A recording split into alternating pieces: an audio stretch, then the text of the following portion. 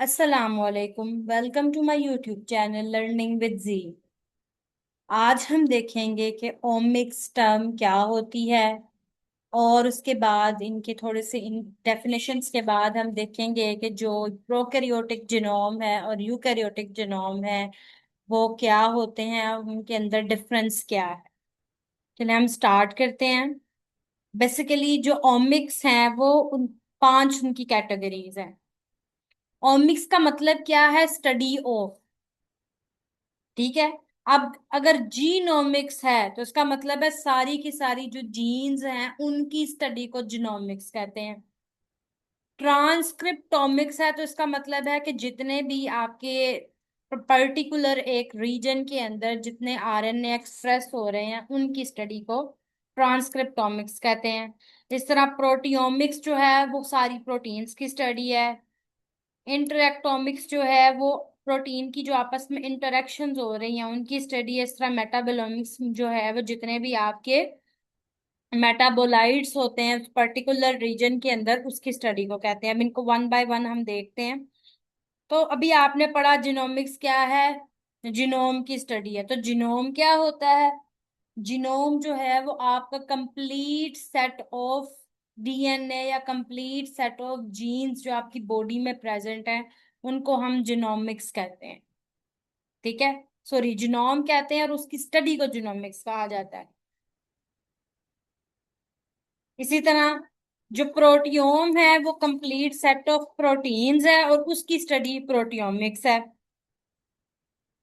अब उन्होंने आपको बताया कि प्रोटीन जो कंसंट्रेशन और एक्टिविटी है वो डिफरेंट हो सकती है पोस्ट ट्रांसक्रिप्शनल जो पोस्ट ट्रांसलेशनल जो मॉडिफिकेशन होती हैं उनकी वजह से। जो ट्रांसक्रिप्टोमिक्स है वो क्या है? अभी मैंने आप लोगों को बताया कि ट्रांसक्रिप्टोम जो वर्ड है ना वो क्या है? सारे आरएनए है। तो ट्रांसक्रिप्टोमिक्स क्या है? सारे आरएनए की जो स्टडी है उसको बोलते हैं। इसी तरह कंप्लीट सेट ऑफ जो मेटाबोलाइट्स हैं वो उसको मेटाबोलोम कहते हैं। तो जो मास स्पेक्ट्रोमीटर के जरिए से अगर आप एक सेल के अंदर जितने भी मेटाबोलाइट्स हैं उनकी क्या कंसंट्रेशन है उसको जो आप स्टडी करेंगे तो वो मेटाबोलोमिक्स कहलाएगा। ये छोटी छोटी सी डेफिनेशन है, इनको आपने एज डेफिनेशन याद रखना है। लेकिन मैं आप लोगों को एक मेजर जो डिफरेंस जेनोमिक्स और ट्रांसक्रिप्टोमिक्स में है वो मैं आपको थोड़ा सा ये बता देती हूँ। अभी आप लोगों ने लास्ट लेक्चर्स में पढ़ा था कि ट्रांसक्रिप्शन क्या होती है। ट्रांसक्रिप्शन होती है जब आपकी एक पर्टिकुलर जो जीन है उससे आरएनए बनता है। और वो आरएनए क्यों बनता है? क्योंकि उस आरएनए ने फर्दर प्रोटीन बनानी होती है। तो वो आरएनए कब बनेगा? जब वहां पर प्रोटीन की जरूरत होगी। अब अगर आप अपना एक ट्रांसक्रिप्टोम एनालिसिस एनालिसिस की जब हम बात करेंगे ना तो आपके जो ब्रेस्ट सेल्स हैं उनका जो ट्रांसक्रिप्टोम है वो डिफरेंट होगा। आपके जो ईयर के सेल हैं उनका ट्रांसक्रिप्टोम डिफरेंट होगा। आपका जो ब्लड है उसका ट्रांसक्रिप्टोम डिफरेंट होगा। यानी नॉर्मली जब हमने जीनोमिक डीएनए आइसोलेट करना होता है ना हम डिफरेंट वेज हम किसी से भी कर लेते हैं। हम स्किन से कर लेते हैं, हम हेयर से कर लेते हैं, हम बकल कैविटी से कर लेते हैं, हम ब्लड से कर लेते हैं। वो अलग बात है। जो ब्लड है वो सबसे बेहतर मेथड है कि वो मतलब जो ऑर्गेनिज्म है जिससे हम ले रहे हैं उसको भी कोई खास नुकसान नहीं हो रहा है। छोटी सी सिरिंज आनी है और वो बिल्कुल एक क्लीन तरीके से वो हो रहा है तो उसके अंदर कोई बैक्टीरियल कंटेमिनेशन नहीं होती। लेकिन जो बकल कैविटी है जब उससे हम लेते हैं तो आपको पता है जो हमारा मुंह है उसके अंदर कुछ बैक्टीरिया प्रेजेंट होते हैं हर टाइम पर। बेशक वो हेल्दी बैक्टीरिया है या जब हमने खाना वगैरह खाया है तो उसके अंदर से भी कुछ आ जाता है। तो उसकी वजह से क्या होता है कि डीएनए कंटेमिनेटेड होता है। तो उसकी वजह से मतलब आपकी जो जीनोमिक स्टडी है ना उसके अंदर हिंड्रेंस भी आ सकती है। लेकिन आपका मेन जो जीनोम होता है ना वो आप जहां मर्जी से आपने सैंपल लेके उससे डीएनए आइसोलेट किया वो सेम रहता है। लेकिन जो ट्रांसक्रिप्टोम है वो आपके हर बॉडी पार्ट का डिफरेंट होगा। ऐसा क्यों है? आपको पता है कि बहुत सी जो जीन्स हैं उनका जो एक्सप्रेशन है वो एक पर्टिकुलर रीजन में ही होगा। जैसे एक जीन जिसने इन्वॉल्व होना है आपकी थिंकिंग के अंदर वो सिर्फ आपकी ब्रेन में एक्सप्रेस होगी। जब उसकी प्रोटीन ने वो काम करना है जो आपकी मेन बिहेवियर को कंट्रोल कर रही है, तो वो उसका काम आपके ब्लड में कोई नहीं, तो वो ब्लड में रेयरली एक्सप्रेस होगी। ये आपकी जितनी भी प्रोटीन जिनका न्यूरॉन से ताल्लुक है वो ब्रेन में मेनली एक्सप्रेस होंगी, और कहीं पर अगर हो भी रही हैं तो बहुत कम उनका लेवल होगा। इसी तरह आपकी जो हार्ट से रिलेटेड प्रोटीन है, उनकी जो जीन्स है वो हार्ट में एक्सप्रेस मेनली होंगी, बाकी जगह पे उस तरह से नहीं होंगी। तो ये जो आपका ट्रांसक्रिप्टोम है, ये आपके हर बॉडी पार्ट का डिफरेंट होगा। इवन जब आप कोई किसी स्ट्रेस में होंगे तो वो ट्रांसक्रिप्टोम और चेंज हो जाता है। जैसे अगर हम प्लांट्स की बात करते हैं, तो प्लांट्स में एक नॉर्मल प्लांट आपने, एक ही प्लांट आपने तीन चार उसके डिफरेंट आपने गमले लिए। एक को आपने नॉर्मल कंडीशन में ग्रो कराया, एक को आपने साल्टी वाटर दिया, एक को आपने जो है वो डार्क में रखे ग्रो करवाया, और एक को आपने एक्सेसिव सनलाइट दी है। तो अब उनका जब आप ट्रांसक्रिप्टोम एनालिसिस करेंगे ना, तो उनके अंदर बहुत सी जीन्स होंगी जो डिफरेंशियली एक्सप्रेस्ड हुई होंगी। तो वो किस वजह से है कि रिस्पॉन्स की वजह से कुछ प्रोटीन जो नॉर्मली वहां पर नहीं प्रेजेंट थी, उनको बनना पड़ा कि वो स्ट्रेस से लड़ाई कर सकें। तो इस वजह से उनके जो आरएनए थे उसके भी एक्सप्रेस हुए। तो इसलिए ये बात आप लोगों ने ध्यान में रखनी है कि जो जिनोम है वो चेंज नहीं होता, पर ट्रांसक्रिप्टोम जो आपका है वो भी चेंज होता है। और इसी तरह आपका जो प्रोटियोम है वो भी चेंज होगा, क्योंकि अगर आप स्ट्रेस प्रोटीन कोई बनी है तो वो नॉर्मली वहां पे एक्सप्रेस नहीं कर रही थी। तो इस तरह से ये भी डिफरेंट हो गया। जैसा जो मेटाबोलाइट्स हैं वो भी डिफरेंट कंडीशन पर डिफरेंट होते हैं। ठीक है। और मेटाजिनोमिक्स क्या है कि आप जैसे एक आपने लिया प्लांट सैंपल लिया या आपने सॉइल सैंपल लिया, उसके अंदर आप देखना चाहते हैं कि आपके कौन कौन से ऑर्गेनिजम्स इसके अंदर प्रेजेंट है, यानी कौन कौन सी बैक्टीरियल पॉपुलेशन इसमें प्रेजेंट है, उनकी जो स्टडी है ना उसको मेटाजिनोमिक्स कहते हैं। तो ये यहाँ पर ऊपर नहीं लिखी हुई थी, लेकिन क्योंकि नीचे यहाँ पर है तो मैंने आप लोगों को बता दिया कि ये आप एक, जैसे आपने एक सोयल सैंपल लिया, तो उस सोयल सैंपल के अंदर खाली एक बैक्टीरिया नहीं होगा, उसमें मल्टीपल्स ऑफ बैक्टीरिया होंगे। तो कौन कौन सी उसकी स्पीशीज है उनको आइडेंटिफाई करना, क्या उनकी परसेंटेजेस है, वो मेटा जिनोमिक्स के अंदर आता है। अब उसके बाद है जिनोम इन्फॉर्मेटिक्स। ये क्या है? ये जो जिनोमिक्स है, इसी की स्टडी जब हम बायो इन्फॉर्मेटिक्स के टूल के जरिए से करते हैं ना, वो जिनोम इन्फॉर्मेटिक्स है। यानी आप देखेंगे, आप अपने कंप्यूटर पे बैठकर आप सारा, आपने पहले मेथड वो आपने जो भी था स्टडी आपने कर लिया। आपने ब्लड सैंपल लिया, उस ब्लड सैंपल को आपने मशीनों से गुजारा, उसकी नेक्स्ट जनरेशन सिक्वेंसिंग आपने करवा ली। अब वो सिक्वेंसिंग कराने के बाद आपने उसको जोड़ना है, उसको देखना है, उसने आपने कंपेयर करना है ओरिजिनल सीक्वेंस के साथ उसमें क्या चेंजेस आए हैं। तो वो जो सारी आपकी स्टडी है वो इन सिलिको होगी, और वो बायोइन्फॉर्मेटिक्स के टूल्स डिफरेंट उसके अंदर यूज होंगे। तो वो सीक्वेंसिंग वाला सारा मेथड, फिर आगे से आपने आइडेंटिफाई करना कि ये जो प्रॉब्लम है ये कौन सी जीन में आई है, ये कौन सी प्रोटीन को कोड करती है, फंक्शनली इसका क्या रोल है, डिजीज पैथोजेनेसिस क्या है, ये सारा कुछ जो है वो इसके अंदर आएगा जिनोम इन्फॉर्मेटिक्स में। वो क्या है? Genome sequencing provide the sequencing of the all jeans of an organism. यानी आपने जीनोम को सीक्वेंस किया तो आपको सारे जो जीन्स हैं उनका सीक्वेंस मिल गया। तो उसकी जो मेजर एप्लीकेशन है वो क्या है कि आप उस फुल जिनोम का जो सीक्वेंस आपने किया है उसका एनालिसिस करें। तो जिनोमिक्स आपने पहले ही पढ़ लिया, तो ये वही है कि सारे पर्सन का जो जिनोम है उसकी स्टडी और उनकी इंटरेक्शन एनवायरनमेंट के साथ जीन्स की क्या हो रही है। तो जिनोम इन्फॉर्मेटिक्स क्या है? Is a field in which computational and statistical techniques are applied to derive biological information from genome sequencing। जैसे मैंने आप लोग, अगर आप लोगों ने मेरे स्टार्टिंग वाले लेक्चर सुने हो तो मैंने आप लोगों को बताया था कि आमतौर पर जब कोई जेनेटिक डिसऑर्डर किसी ऑर्गेनिज्म में होता है, फॉर एग्जांपल म्यूकोपॉलीसेक्रेडोसिस की ही हमने बात की थी। आपने क्या किया, उस पेशेंट का आपने डीएनए सैंपल जो है वो आइसोलेट करके उसकी आपने एक्सोम सिक्वेंसिंग या जीनोम सिक्वेंसिंग कराई। फिर आपको पता लगा ये फलानी जगह पर ये सीक्वेंस है, यहाँ पर डेडली चेंज आया हुआ है, आपने देखा कि वो जीन कौन सी प्रोटीन बना रही है, आपको पता चला कि वो एक एंजाइम है और इस एंजाइम का ये रोल है, और ये रोल जो है, क्योंकि इस चीज में ये इम्पोर्टेंट रोल प्ले कर रही थी, तो अब इस सेल, इस ये जो ऑर्गेनिज्म है उसके अंदर ये फलाने वाला जो एंजाइम है वो ठीक काम नहीं कर रहा, तो ये प्रोसेस ठीक नहीं हो रहा, इस वजह से इसके अंदर ये बीमारी है। तो ये जो सारी स्टडी है ये जीनोमिक्स में ही होती है। तो उसमें सबसे पहला स्टेप क्या है, सिक्वेंसिंग होती है। सिक्वेंसिंग के बाद हम उसकी असेंबली करते हैं, उन सारों को जोड़ा जाता है। जब आप उसको जोड़ लेते हैं और आप ये भी देखते हैं कि कौन सा जो है वो रिपीट आपने आइडेंटिफाई किया है और कौन सा छूट गया। अब ये जो है ना बहुत बारीकी बातें हैं, तो इस तरह आप लोगों को यूं समझ नहीं आएंगी, लेकिन आसान अल्फाज में आप ये देखें कि फॉर एग्जांपल एक आपके पास जो नॉर्मल का सीक्वेंस था उसके अंदर आपके पास था AGCT, ठीक है। अब आपने ये नॉर्मल का सीक्वेंस था, जो आपने पेशेंट का सीक्वेंसिंग करवाई उसके अंदर था आपके पास ACCT।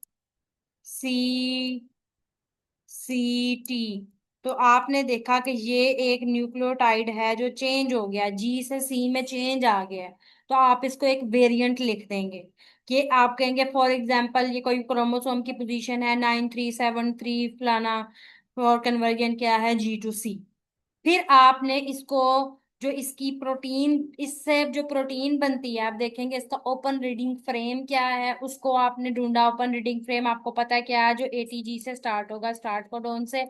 वहां से फिर आप जाके एक पोजीशन आइडेंटिफाई करेंगे कि ये कौन से वाले अमाइनो एसिड को कोड कर रहा था और अब ये कौन से अमाइनो एसिड को कोड कर रहा है। तो इस तरह से आपको पता लगेगा कि आपका क्या चेंज आ रहा है, तो वो आप आइडेंटिफाई करते हैं। ये मैंने आपको सिंगल न्यूक्लियोटाइड चेंज की बात है। बाज दफा क्या होता है, वो 20 न्यूक्लियोटाइड, 30 न्यूक्लियोटाइड, 50 न्यूक्लियोटाइड जो है वो रीजन रिपीट हुआ होता है, ठीक है।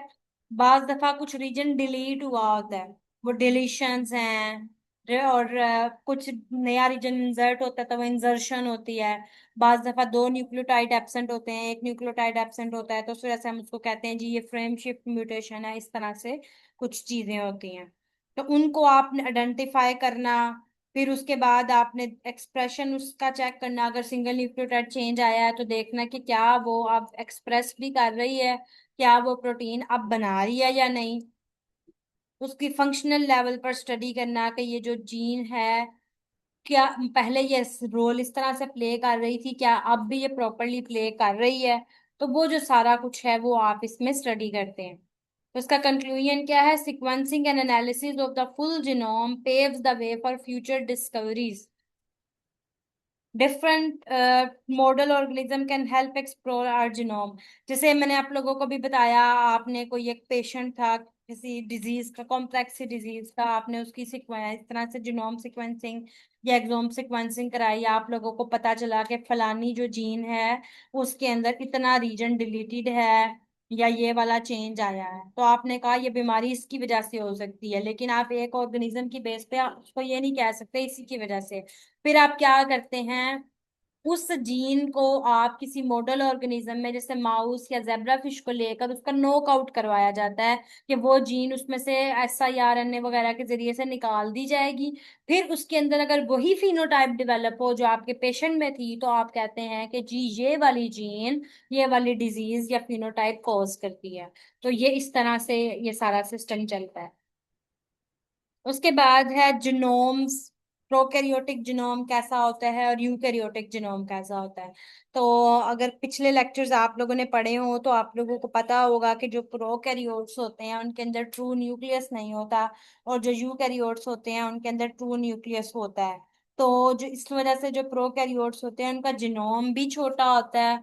उनके पास क्योंकि कोई ऑर्गेनेलिज उस तरह की नहीं है, तो उनके पास वो फर्दर प्रोसेसिंग वगैरह नहीं होती, तो इस वजह से इनका जो जिनोम है वो सिंपल होता है। जबकि जो यूकैरियोट्स हैं उनका जिनोम सिंपल नहीं होता, उनके अंदर एंट्रोन्स होते हैं, उनके अंदर UTRs होते हैं। तो प्रोसेसिंग के बाद मेन जो उनके एक्सोन्स होते हैं वो सेपरेट हो जाते हैं। तो इसलिए अब हम इसको ये छोटी छोटी बातें ध्यान में रखते हुए अब आप इसको देखें। जो प्रोकैरियोट्स हैं उनके पास क्या है, एक single double stranded DNA molecule है जो कि लूप और सर्कल जिसने बनाया हुआ होता है, और ये एक सेंट्रल रीजन में होता है जिसको न्यूक्लियोइड कहते हैं, ठीक है। न्यूक्लियस जो है वो नहीं होता उनके पास। और जो होते हैं आपके पास प्रोकैरियोट्स, उनके पास न्यूक्लियस तो नहीं है लेकिन रीजन होता है जिसको आप न्यूक्लियोइड बोलते हैं। ठीक है। अब उनके पास, ये तो उनका जिनोमिक डीएनए हो गया ना, जो उनके पास ऐसा न्यूक्लियोइड में प्रेजेंट है। लेकिन इनके पास और भी छोटे छोटे से सर्कुलर डीएनए होते हैं जिनको हम प्लाज्मिड कहते हैं, और ये इसेंशियल नहीं होते ग्रोथ के लिए, लेकिन ये बहुत इंपॉर्टेंट रोल प्ले करते हैं। मैं आपको इसकी एग्जांपल ऐसे देती हूँ कि बैक्टीरिया जब हैं, आप लोगों को पता है कि कुछ बैक्टीरिया आपके गट में रह रहे हैं, कुछ बैक्टीरिया जो हैं वो आपके सिंपल हैंड्स वगैरह पे हैं, कुछ सोयल में हैं, कुछ फूड में होते हैं, कोई आपकी इन्वायरमेंट के अंदर डिफरेंट एरियाज पे हैं। अब एक नॉर्मल टेम्परेचर, नॉर्मल जो है वो वाटर अवेलेबिलिटी में एक बैक्टीरिया रह रहा है, तो उसके पास इसेंशियल प्लाज्मिड वो वाले जो किसी स्ट्रेस को बर्दाश्त करें उसके पास नहीं होंगे। लेकिन एक बैक्टीरिया किसी ऐसी जगह पर रह रहा है जहां पर एक फैक्ट्री का डिस्पोजल होता है, और उस डिस्पोजल की वजह से वहां पर जो आप कह लें कि हाई नंबर ऑफ केमिकल्स हैं, हाई नंबर ऑफ मेटल्स हैं, तो उस मेटल्स की वजह से उस बैक्टीरिया का वहां पर सरवाइव करना मुश्किल होगा। तो वो क्या करेगा, अपने सर्वाइवल के लिए कुछ एडिशनल डीएनए बनाएगा।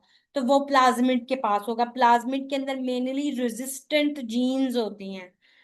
जैसे एक बैक्टीरिया जहां पर ऐसे इन्वायरमेंट में रह रहा है जिधर एम्पीसिलिन बहुत ज्यादा है, प्रेजेंट है, तो वो उसके पास प्लाज्मिड होगा जहां पर एम्पीसिल जिसमें एम्पीसिलिन रेजिस्टेंट की जीन होगी। कोई कैनामाइसिन है तो कैनामाइसिन रेजिस्टेंट की जीन है। ठीक है। तो ये इस तरह से रेजिस्टेंट जीन्स होती हैं जो प्लाज्मिड्स में प्रेजेंट होती हैं, और जब बैक्टीरिया उस एनवायरनमेंट से बाहर आ जाता है, अब उसके पास कोई स्ट्रेस बाकी नहीं रहता, तो वो उसको लूज कर देता है ताकि उसका बर्डन उसको ना उठाना पड़े। तो इसलिए उन्होंने आपको बताया है कि उनके पास प्लाज्मिड्स होते हैं जो कि नॉर्मल ग्रोथ के लिए जरूरी नहीं है। जो प्रोकैरियोट्स, उनके पास कोई मेम्ब्रेन बाउंड न्यूक्लियस नहीं है, बल्कि उनका साइटोप्लाज्म के अंदर है जिसको न्यूक्लियोइड कहते हैं। ये मैंने आप लोगों को पहले बता दिया। ये वही बात आगे उन्होंने रिपीट की हुई है। अब उन्होंने आपको बताया है कि जो फोल्डिंग होती है प्रोकैरियोटिक डीएनए की, वो न्यूक्लियोइड एसोसिएटेड प्रोटीन की वजह से होती है, हिस्टोन की वजह से नहीं होती। अगर आप लोगों ने पिछले लेक्चर पढ़े हो तो आप लोगों ने देखा था कि क्या वो पूरी कम्प्लेक्सिटी होती है कि एक जो आपके पास डीएनए है वो फिर हिस्टोन प्रोटीन के ऊपर ओवरलैप होकर तो वो न्यूक्लियोसोम का स्ट्रक्चर बनाता है। उसके बाद उनकी फर्दर क्वाइलिंग और सुपर क्वाइलिंग की वजह से वो पूरे क्रोमोसोम पर अटैच हुआ होता है। तो इनके पास स्टोन प्रोटीन नहीं होती यूकेरियोट्स की तरह। इनके पास न्यूक्लियोइड एसोसिएटेड प्रोटीन्स होती हैं जो कि डीएनए के साथ बाइंड करती हैं। इस वजह से वो बेंड और फोल्ड हो जाता है। और इनके सारे जो प्रोसेसेस हैं, ओके। अब आपने ये जो आप स्ट्रक्चर देख रहे हैं, जो धागा उन्होंने ब्लू कलर का बनाया हुआ है, ये न्यूक्लियोइड है। और ये जो आपको छोटे से नजर आ रहे हैं इनके अंदर रेड कलर के, ये क्या है, ये प्लाज्मिड्स हैं। प्रोकैरियोट का जो जीनोम है वो छोटा होता है, ये मैंने आप लोगों को पहले थोड़ा सा बताया। तो उन्होंने कहा ये कम्पैक्ट है। Essentially all of their DNA is functional, यानी उनके अंदर जितने भी सारा सीक्वेंस है उससे जीन बनती है, कोई नॉन फंक्शनल रीजन नहीं होता उनके पास, एक्स्ट्रा कह लें जिसको। और आगे उन्होंने आपको साइज बताया है कि 1 मिलियन से 10 मिलियन बेस पेयर होते हैं, और सिंगल एक इनके पास सर्कुलर क्रोमोसोम होता है। अभी आपने जब ह्यूमन का देखा था आपको पता लगा था ह्यूमन के पास 46 क्रोमोसोम है, लेकिन जो बैक्टीरिया है उसके पास सिर्फ एक सिंगल क्रोमोसोम है। और इनकी जो जीन्स एक सिग्नलिंग पाथवे वाली होती है वो सारी क्लस्टर्ड हुई होती हैं जिसको हम ऑपेरॉन कहते हैं। अब आगे डिटेल में जब आप जाके ऑपेरॉन पढ़ेंगे तो आपको पता लगेगा। बेसिकली जैसे लैक्टोज, लैक ऑपेरॉन एक मोस्ट कॉमन है ऑपेरॉन, वो लैक्टोज मेटाबॉलिज्म में इन्वॉल्व होता है। तो उसके लिए जो जो सारी जीन्स इन्वॉल्व होती हैं वो सारी उस ओपेरॉन के ऊपर प्रेजेंट होती हैं, ताकि वो एक ही टाइम पर सारी की सारी एक पाथवे के जरिए से एक्टिवेट हो जाएं, अलग अलग से जो जीन्स हैं उनको ना करना पड़े। तो इस वजह से इनकी इकट्ठी ट्रांसलेशन और ट्रांसक्रिप्शन होती रहती है। और उन्होंने कहा कि ये जो साइज है प्रोकैरियोटिक जीनोम का वो मेटाबॉलिक कैपेबिलिटीज के ऊपर डिपेंड करता है। जिस बैक्टीरिया को ज्यादा एंजाइम्स चाहिए होंगे उसका जीनोम बड़ा है, जिसको कम चाहिए होंगे उसका जीनोम छोटा होगा। अब यूकैरियोटिक जीनोम कैसे हैं? यूकैरियोटिक जीनोम हाईली वेरिएबल होता है और उसके उनके पास मल्टीपल लीनियर क्रोमोसोम्स होते हैं, और हर जो क्रोमोसोम होता है उसके पास डीएनए होता है डुप्लेक्स फॉर्म में।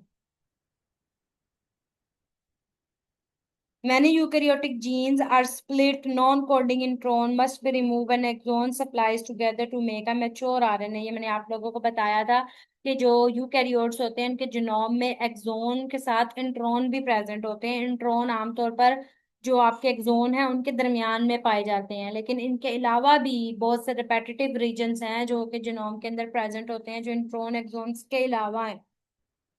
ठीक है। अब असल प्रोटीन जो बनानी होती है वो एक्सोन ने बनानी होती है, इस वजह से जो इंट्रॉन है ये पहले रिमूव होते हैं। तो आप लोगों ने जो पोस्ट ट्रांसक्रिप्शनल मॉडिफिकेशन पढ़ी थी तो वहां पर भी मैंने आप लोगों को बताया था कि जो एक्सोन है उसने एक्सोन के साथ आकर बाइंड करना है, दरमियान वाला इंट्रॉन निकल जाता है तो आपके पास एमआरएनए फाइनल बनता है। तो उन्होंने आपको पहले डेफिनेशन बता दी कि इंट्रॉन क्या है। Intervening sequencing and gene that do not code for the protein. और जो कोडिंग रीजन है वो क्या है? वो सारे एक्सोन्स होते हैं। अब आप इसका स्ट्रक्चर अगर आप देखें तो उन्होंने आपको इस तरह से बताया है कि जैसे ये रीजन एक्सोन है, दरमियान में इंट्रॉन है, फिर एक्सोन है। यहाँ पर उन्होंने इंट्रॉन बहुत छोटा शो किया हुआ है, लेकिन यूजुअली अगर आप देखें मेजोरिटी ऑफ द जीन्स ऐसी होती है जिनके एक्सोन छोटे और इंट्रॉन बाज दफा बहुत बड़े बड़े भी होते हैं। लेकिन लाजमी बात नहीं है, बाज दफा इंट्रोन छोटे भी होते हैं। तो ये आप लोगों को एक टिपिकल एग्जांपल से बताया है कि मतलब एक्सोन्स जो हैं वो इंट्रोन उनके दरमियान में प्रेजेंट होते हैं, और ये इंट्रोन को रिमूव होना जरूरी है एमआरएनए मैच्योर बनने के लिए। क्योंकि प्रोटीन जब बननी है तो वो इंट्रोन से नहीं बननी, वो सिर्फ एक्सोनिक रीजन वाले से बननी है। अब एक मजे की बात जो उन्होंने आपको बताई कि ये डिफरेंट वे में सप्लाइज्ड हो सकते हैं, जिसको अल्टरनेटिव सप्लाइसिंग कहते हैं। अब हर एक प्रोटीन में ऐसा नहीं होता। कुछ प्रोटीन्स ऐसी हैं जिनका सिर्फ एक ही टाइप का ट्रांसक्रिप्ट बनता है, यानी जितने एक्सोन प्रेजेंट है सारे के सारे हर मैच्योर आरएनए में प्रेजेंट होंगे और उसकी पूरी एक ही टाइप की प्रोटीन बनेगी। लेकिन कुछ होते हैं जिनके मल्टीपल ट्रांसक्रिप्ट्स होते हैं। जीन इतनी बड़ी है, ठीक है, जैसे फॉर एग्जांपल उसके ऊपर 30 एक्सोन्स हैं, लेकिन आगे उसके डिफरेंट ट्रांसक्रिप्ट्स जो बन रहे हैं। कोई ट्रांसक्रिप्ट एक ट्रांसक्रिप्ट होगा फुल लेंथ वाला जिसमें 30 के 30 एक्सोन गए हैं, एक होगा जिसमें फॉर एग्जांपल कोई एक मिसिंग है रैंडमली, किसी के अंदर दो मिसिंग है, किसी में तीन मिसिंग है, किसी में 10 मिसिंग है। इस तरह से मल्टीपल ट्रांसक्रिप्ट्स भी होते हैं। तो नीचे अब वो उन्होंने आपको बताया है कि किस तरह से बनती हैं। उन्होंने बताया कि majority of human gene can be supplied in two or more different ways. Therefore, the actual number of human protein exceed the number of protein coding gene। जब डिफरेंट जो ट्रांसक्रिप्ट बनेंगे वो फंक्शन भी तो डिफरेंटली करेंगे ना, तो इस वजह से अब वो डिफरेंट प्रोटीन बन रही है, कोई एक बड़ी साइज की बन रही है, कोई छोटी साइज की बन रही है। तो number of protein number of gene से ज्यादा है। अब जैसे उन्होंने आप ये डायग्राम देखे, उन्होंने आपको एक बताई है कि ये जीन है जिसके ऊपर 5 एक्सोन्स हैं। अब इससे जब आरएनए बना, तो जब वो मेच्योर एमआरएनए बनना था तो उसकी अल्टरनेटिव सप्लाइजिंग एक तो ये बनी जिसके अंदर पांचों के पांचों एक्सोन प्रेजेंट है। एक के अंदर आप देख रहे हैं एक्सोन 3 एब्सेंट है, इसके अंदर क्या है एक्सोन 4 एब्सेंट है।